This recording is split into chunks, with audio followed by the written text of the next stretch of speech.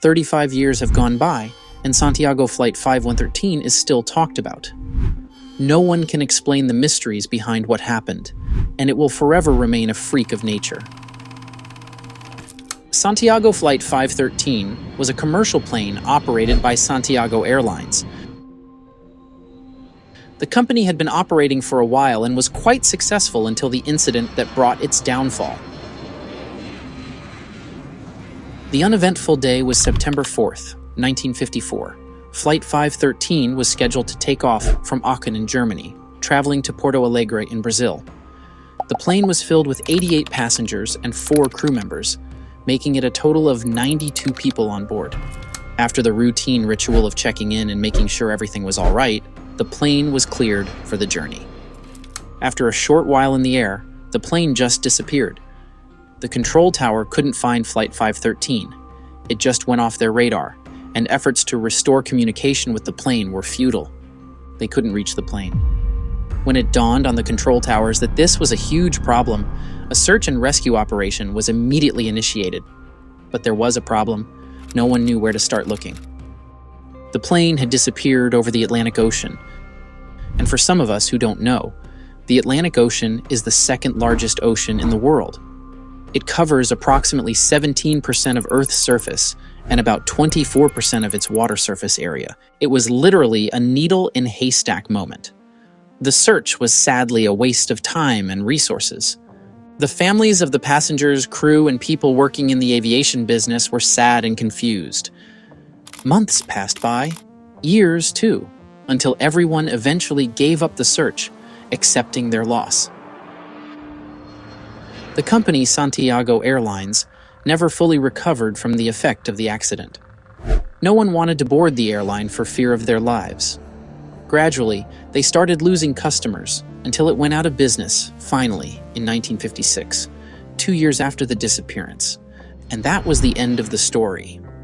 Just another missing plane, just like the late Amelia Earhart, who went missing, or the British South American Airways Lancastrian plane that went missing on August 2nd, 1947.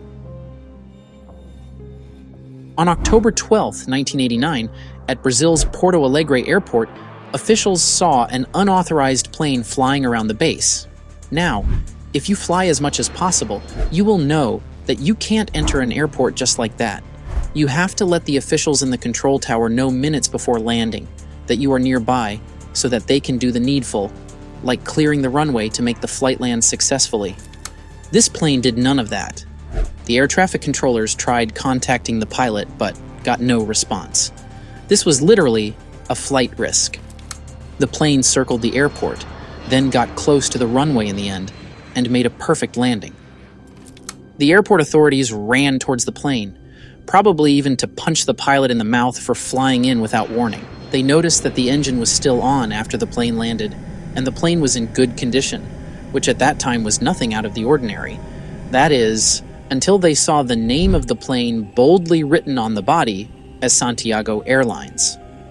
That can't be possible because Santiago Airlines was out of business 35 years ago after the infamous disappearance of Flight 5113. The authorities were puzzled. They made their way inside the plane, and what they saw was something bizarre. Everyone on board was dead and decomposed to the point that it was only their skeletons that was in the plane, perfectly seated with the seatbelts over them.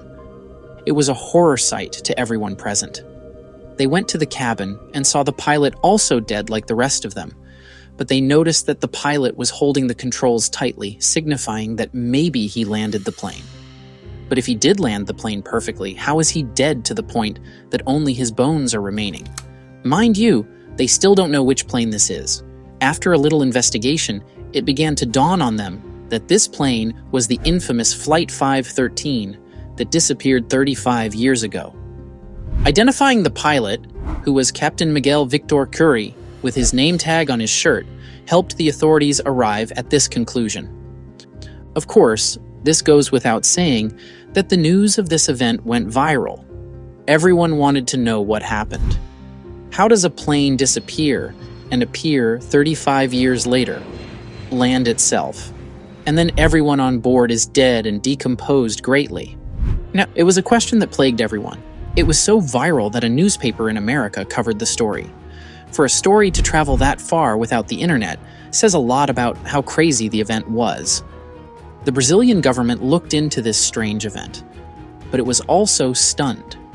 As usual with every government in the world, they started to control the narrative, turning the story from a weird event to saying that the plane had just popped out of nowhere and landed safely. This lackluster explanation has led many to believe that the government had something to do with the disappearance, or was hiding something they saw.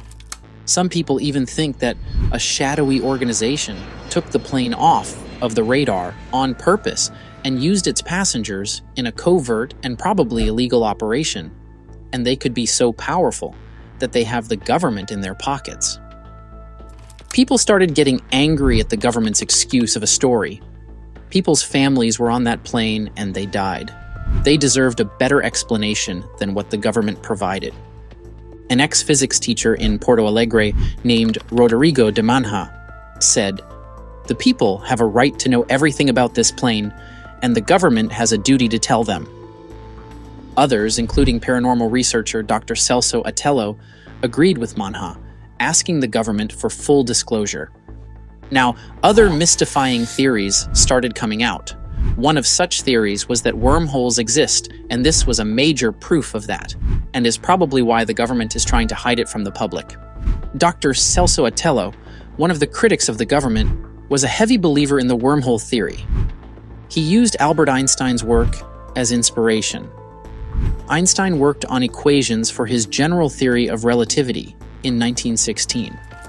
These equations showed that there are gaps in space that have an insanely strong gravitational pull and can gulp down anything that passes by them. We call these holes black holes. When Einstein proposed this theory, it was just that, a theory. We didn't have the technology to fact-check these theories. But guess what? NASA took a picture of a black hole in 2019, which proved that Einstein's theory was right all along, including the wormhole theory, which also meant that this story, no matter how weird it sounds, could be true. Wormholes act as tunnels connecting places in space-time in such a way that moving from point A to point B will take much less time than a trip through normal space will. If you play video games, you know how you quick travel or disappear to a location instead of actually driving to that location. That is a perfect example of what wormholes are. In some games, time passes, so you could quick travel in the afternoon. And when you arrive at your destination, it could be night. That's wormhole traveling. And because famous scientists like Stephen Hawking think wormholes might exist, people who are interested in unsolved aviation mysteries often think about how the theory could be used to explain the many missing planes over the years, including those that went missing in the famous disappearing zone known as the Bermuda Triangle. Basically, the wormhole idea may be a better explanation for Santiago Flight 513's disappearance and reappearance. In such, most cases of disappearances are never solved. Just like the two examples I gave earlier with the late Amelia Earhart and the British South American Airways Lancastrian plane. So now we don't know what to believe. Is it a wormhole? Could this be a sign of the divine? What is it? Well, the answer is simple. It is an Oscar-winning story. Okay, maybe not an Oscar-winning story, but it is still a story nonetheless. It never happened. If you search for Santiago Flight 513, you will never see results from a credible source. And when you dig deeper, like I did, I found out that there are no official records of Santiago Airlines ever existing. No plane, nothing. The city of Aachen, where the plane supposedly took off from, does not have an international airport. The closest airport is a regional airport in Limburg, Netherlands.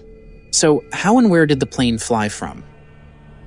The story was first published on November 14th, 1989, in the Weekly World News, a tabloid newspaper in the US that is known for making up silly and fake stories. This same newspaper clipping I shared earlier